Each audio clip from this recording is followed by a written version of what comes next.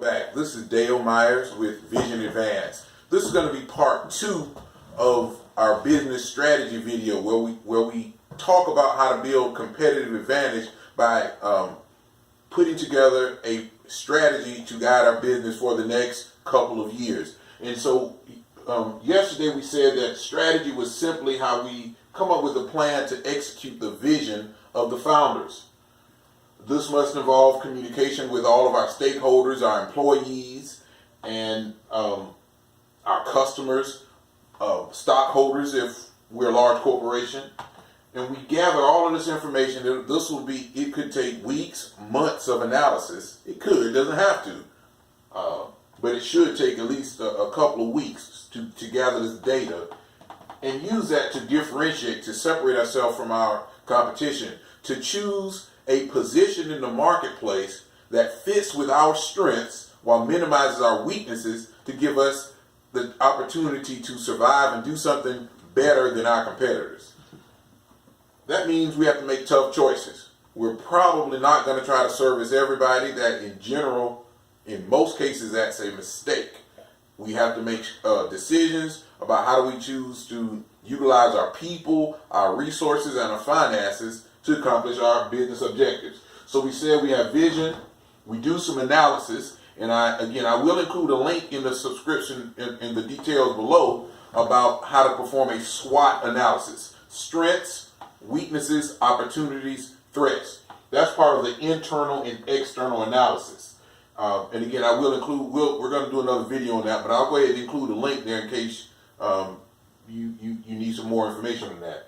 We'll do this analysis to develop a strategy, a strategic position. Where are we going to fall in the marketplace? And then we'll come up with the tactics to achieve that. We also said that your strategic position is going to fit in general in one of 4 categories. Cost, low to high. Market you serve, a broad market, lots of people, or a narrow market. And so we talked yesterday about someone that serves low cost but serves a broad market space would be like Walmart. And we also said Aldi's would be a good example of a grocery store chain that low cost but served a narrow market. You're not going to get a lot of things there. They're not going to have a lot of the name brand stuff there. You're going to go there, you're on a budget, you go there, you're going to get what you want at a low price. We said the Publix was kind of on the higher end of the scale, serving a broad segment, but more customer service. You're going to get more people there to assist you, so that's going to come at a higher cost than Walmart. Similarly, a narrow market segment would be like Whole Foods, where the high prices for sure, good customer service, but a specialty market. The health enthusiasts, people who are like natural and organic living, and Trader Joe's is also in a similar space. And then I said a company like Kroger would be kind of trying to straddle in the middle. And many small businesses try to do this. Well, Kroger is a big company. They have more resources, so they can stretch a little bit more. But for a small business owner just starting out, you need to narrow your focus. You need to narrow down on your market and focus exclusively on them for a period of time, and then perhaps later branch out. But to start off with your limited resources, trying to reach everybody, in general, that's a mistake. And you'll be part of the 80% of businesses that fail within 3 years. So, and that's why I wanted to make this video, was because I need to talk about that. When you choose one of these positions, everything about your business moves in that direction. Every part of your strategy, your human resource strategy, how you design your systems. Walmart systems are designed to slash costs. They have an awesome distribution and supply chain system, but everything is about cutting costs. That means, what does that mean? That means Walmart is constantly putting extreme pressure on their suppliers. Keep that in mind. Those of you that want to be in Walmart one day with your products, good place to be perhaps, but they put pressure on their suppliers and their every year. So this affects your suppliers, your sourcing, how you get your materials. This was huge. Your people. If you're the low-cost provider, Are you paying your people a high salary? No, probably not. Not in general. A few probably.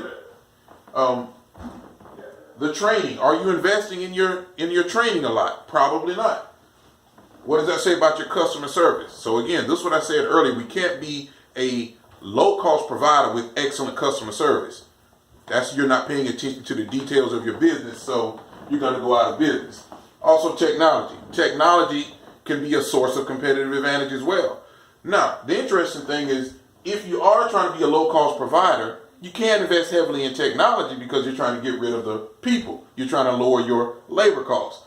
But you can also invest heavily in technology, being a high-cost provider, using technologies to do other things so that you can use your people to solve other problems while letting technology solve another one. So technology kind of could roll into systems, but I just wanted to touch on that. So the purpose of this video was to do that last little piece, give you an example of how everything about your business must be in alignment with your chosen strategic position.